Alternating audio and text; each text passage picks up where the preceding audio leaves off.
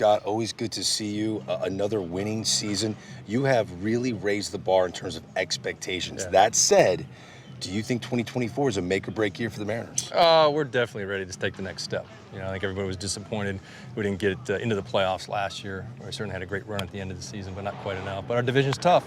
We know what the Astros have done the last few years, and the Rangers' unbelievable season last year. So we have our work cut out for us, but I really like our club. Scott, you talk about how tight the division was. Digging into it, you were 2 games behind the World Series champs. Mm-hmm. During the season, from opening day to the end of the year, how tight is that margin of error when you're within the season? Every game counts so much, and I think people look at what happens down the stretch, in August and September, but those games in April and May mean just as much as the ones later in the year. And our guys are aware of that this year because we lived it last year and how much it hurt not to get into the playoffs. A little bit about the roster. A lot of moves coming over in the offseason. Third base is the area of focus. How do you see the third base situation playing out? Well, right now we've got Josh Rojas, who's played plenty of third. We acquired him from Arizona last year. We picked up Luis Urias from Boston in the offseason. So the combination of those two guys, we have to have Dylan Moore, who can kind of move all over the field.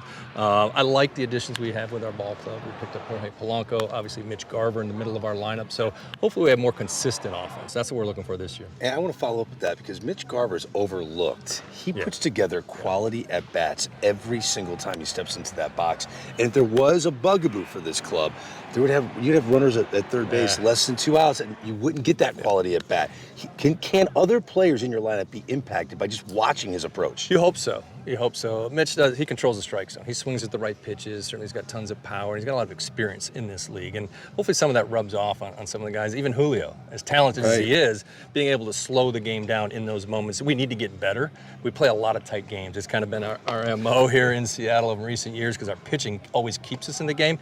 But like I said, picking up those runs at any point in the game, getting that guy in from third is a big part of it. You have one of my favorite catchers in the entire sport in Cal Raleigh, but there's a young prospect named Harry Ford that people are buzzing about. As a fellow catcher, what do you see from this youngster right now? I'm excited about Harry. The sky's the limit. Super athletic. He can really throw. Again, he's young. He's learning a lot, getting a chance to play in big league camp for really the first time on a regular basis. He's picking it up really quickly. Again, there's room for growth, right?